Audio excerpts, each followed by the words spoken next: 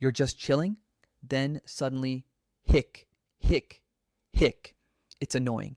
It's loud, and it always shows up at the worst time. But hiccups aren't random. They're a real body reflex with a specific trigger and a specific sound effect. In this segment, we'll break down what's actually spasming, why it snaps shut, and the simple tricks people use to stop it. And yes, it can feel impossible in the moment. So, what's your body trying to do? Hiccups start when your diaphragm spasms without you choosing it. That muscle normally helps you breathe smoothly, but a spasm makes breathing jumpy. Right after that spasm, your vocal cords suddenly close. That quick shut creates the classic hic sound you hear and feel in your chest. Eating too fast can trigger hiccups because you swallow quickly and your stomach fills fast.